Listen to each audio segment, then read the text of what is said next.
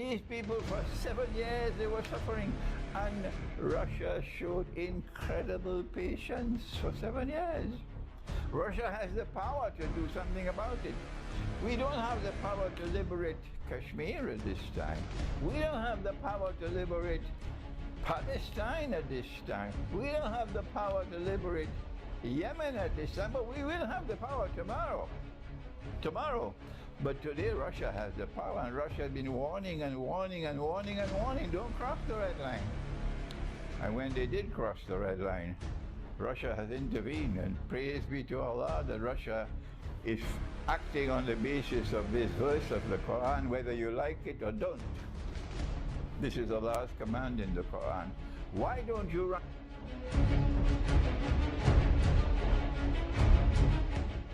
Assalamu alaikum wa rahmatullahi wa barakatuh, with a greeting of peace. And waiting for a long time now for me to comment on the Russian military intervention in Ukraine. The way there was a military intervention in Syria, it's quite the same. A military intervention in Syria, and now a military intervention in Ukraine. And it's been now about 13, almost 2 weeks now that this military intervention has been taking place, and it's going to last for some time, because there's no indication that the Zionist resistance in Ukraine is ever going to seek peace. They're just like ISIS in Syria. They will fight until the very end, until you defeat them and you corner them, and still they will not give up. So there's no difference between the resistance in Ukraine, which is not all the Ukrainian people. It is the core which is resisting on behalf of the State of Israel. And you've been waiting for me to comment on it. And I want to begin with this Arab proverb. The caravan is moving on. وَالْكِلَابُ تَنْبَحْ. And the dogs keep on barking. Despite the dogs keep on barking, the caravan keeps on moving on. This caravan led by Orthodox Christian Russia is moving on. And no matter how much the dogs can keep on barking, no matter how many there may be, the caravan will keep on moving on. That's how I want to begin this talk. You cannot stop this caravan, not with your useless economic and monetary sanctions. That's foolishness. Economic and monetary sanctions are not only sinful, disapproved of by the Lord God, but eventually you'll cut your nose to spite your face. It'll rebound against you, and you will harm the one you're trying to harm, but you'll also harm yourself. So this is not going to stop the caravan from moving on. Get that message clear in Ukraine. No matter what they do, they cannot stop this caravan from moving on. All the criticisms that you levy against Russia, do what you want, you cannot stop this caravan from moving on. That is the first point I want to make. The second point I want to make is that this is the reason why I have delayed offering comments so far, because the background to what is happening in Ukraine, I've already explained it extensively. How many years ago, I can't count, maybe 2015, 2016 perhaps, when I was still in Malaysia. So that background you've already understood. I don't need to go back to it. What is important now, however, is that while Russia declared again and again and again and again, we have no intention of invading Ukraine. We have no intention. We have the freedom to move our troops within our territory as we wish. However, Russia said, we have a red line, don't cross that red line. And Russia warned again and again, don't cross the red line.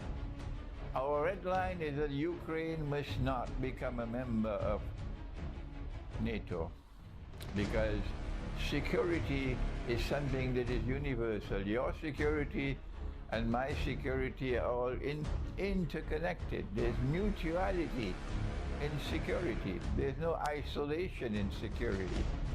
And a Ukraine which is hostile to us, not like Finland, not like Sweden, not like Poland, which is militarily hostile and which is waging war on a people who are Russian-speaking people, who don't want to accept the color revolution, $6 billion worth of a color revolution, and all kind of snipers killing people and murdering people in order to bring regime change in Ukraine 2040. Shame on you, shame on you, shame on you, you Zionists who did what you did in 2014 with all your nakedness exposed. And these people said, we don't want to be a part of that. And because of that, in the Donbas region where people were loyal to the Orthodox Christian faith and who were Russian speaking, and for 7 years you've been persecuting them, terrorizing them, you've been oppressing them with much the same oppression that there is in Palestine, no different. With much the same oppression that there is in Kashmir, no different, with much the same oppression that there is in Yemen. No difference. The difference here, however, is that the oppressed in Kashmir, the oppressed in Yemen, they don't have a superpower like Russia nearby. And Allah has given an order in the Quran with which we begin. This is Allah's law. And our comment at the beginning of this address is that you can have whatever international law you have in your coin, but the moral law is the highest law. And power must be used in the world to resist oppression and to liberate the oppressed. Shall I repeat that for the schoolboys? This is Allah's word. This is the Quran.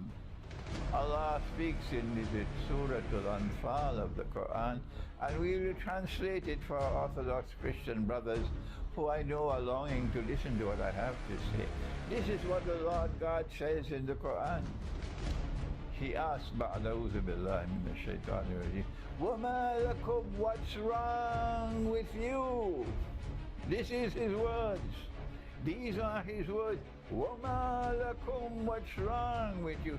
He's talking to those who have the power to be able to resist the oppressor and to struggle by whatever means necessary to liberate the oppressed from oppression. Oh, if Malcolm was alive, Malcolm will be able to explain this verse of the Quran much more beautifully than I can. May Allah grant to Malcolm X a house in Jannah. وَمَا لَكُمْ, وَمَا لَكُمْ, what's wrong with you? لَا تُقَاتِلُونَ فِي سَبِيلِ اللَّهِ, why don't you rise up and fight? Use whatever weapons you have to use. Use power to fight, to liberate the oppressed. المستضعفين من الرجال والنساء والولدان, men, women, children. الذين يقولون ربنا أخرجنا من هذه القرية الظالم أهلها. Liberate us, O Allah. Take us out of this place of oppression with wicked people. This is what Donbas was for 7 long years. And now you're crying crocodile tears? Huh? Don't you have any memory in your head? For 7 years or more, these people have been suffering in Donbas. Why? Because they said, we resist, we reject your color revolution that you financed with some $6 billion US, with Zionist snipers killing people in order to bring about a counter revolution in Ukraine, in order to change the government of Ukraine to get one that is favorable to Israel? Don't you have any shame in your heads? Because these people resisted that, and they had the right to resist it. These people don't want to wage war on Russia, they are Russian speaking. And these people for 7 years they were suffering, and Russia showed incredible patience for 7 years. Russia has the power to do something about it. We don't have the power to liberate Kashmir at this time. We don't have the power to liberate Palestine at this time. We don't have the power to liberate Yemen at this time, but we will have the power tomorrow. But today Russia has the power, and Russia has been warning and warning and warning and warning, don't cross the red line. And when they did cross the red line, Russia has intervened, and praise be to Allah that Russia is acting on the basis of this verse of the Quran, whether you like it or don't. This is Allah's command in the Quran. Why don't you rise up and fight to liberate the oppressed? Who are crying for help. وَجَعَلْ مِن لَدُنْكَ وَلِيًّا وَجَعَلْ مِن لَدُنْكَ نَصِيرًا. Send someone to help us, send someone to liberate us. And this is what Russia did. This is what Russia did. So Russia is acting. You can take your international law and throw it in the garbage bin, because the highest law is Allah's law. The highest law is the moral law. And the moral law requires you to build power to liberate the oppressed.